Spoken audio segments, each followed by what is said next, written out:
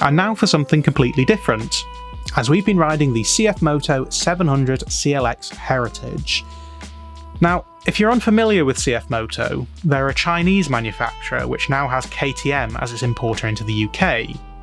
And I know what you may be thinking, Chinese bikes don't always have the best reputation, and we've even talked about Chinese bikes on this channel, often giving the warning that yes, they may seem like good value for money at the beginning, but when things start to go wrong, sometimes it's hard to find a parts dealer, amongst other things.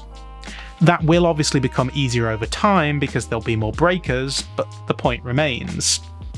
CF Moto, on the other hand, have been getting some good reviews and quite a lot of attention recently, and seem to be able to offer a slightly more attractive package. I mean, for KTM to attach their name to them, it says a lot. Now, the CLX Heritage that we were riding was in the Scrambler trim with knobbly tyres. You don't have to have the knobbly tyres, you can go for street tyres, and obviously I wouldn't recommend them for normal road use, but if you happen to live in an area like where we are, with lots of farm roads often covered in animal feces of varying flavours, then they're probably a worthwhile addition. There are other little Scrambler features, and I have to say I'm a bit confused by the styling. At some angles I do like it, you can see where CF Moto has taken inspiration from other manufacturers like Ducati. Bit of Scrambler here, bit of Monster there, but then at other angles, not so sure. They've also gone all in with the X branding. I wouldn't be surprised to find out Elon Musk has taken over as CEO, because it's everywhere. On the seats, the engine cover, the tank, the front mudguard, the handlebar mount, the wonky seat that wasn't fitted properly, and even the front headlight is just one massive X. If I was being pedantic, I could even point out that the exhausts form sort of an X as well. But generally speaking, it's quite a nice place to be. The mix of black paint, brown, possibly leather seat, and matte grey all comes together to form a nice little package. I'll admit some parts of it do feel budget, but I wouldn't necessarily go as far as to say that they feel cheap. Just budget, if that makes sense. For example, the dashboard. Compared to many new bikes on the market, you could make the argument that it's fairly simplistic and old school, but that's not necessarily a bad thing. It's perfectly clear and gives you all the information that you need without being overly complicated. I actually really like it and think that it'd be a good fit on older bikes if you need a replacement dash. There's more technology built into it than you'd expect though.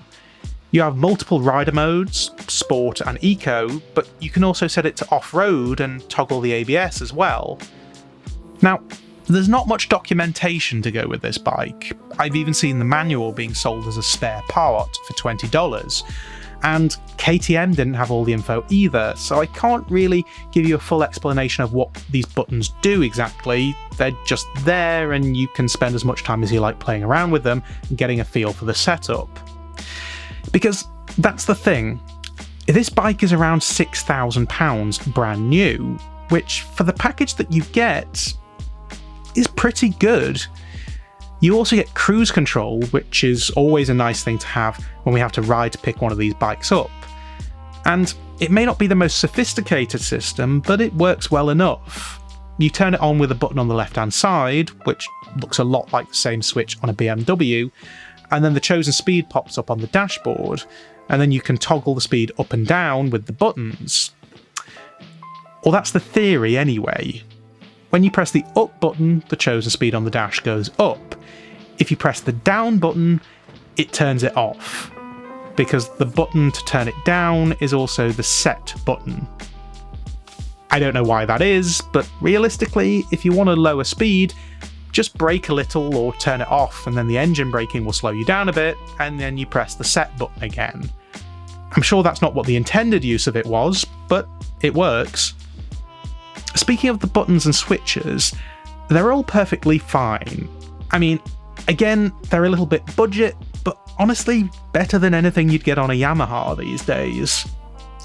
The 700cc twin delivers 74 brake horsepower, which is plenty, although I'm sure most of these bikes will have the exhaust can replaced at some point, as the little stubby one isn't the best.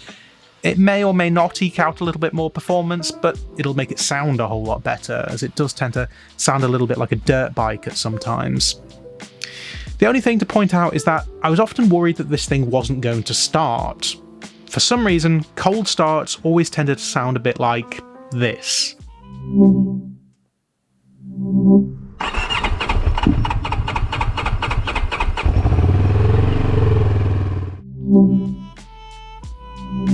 But once there was some heat in the engine, that stopped happening.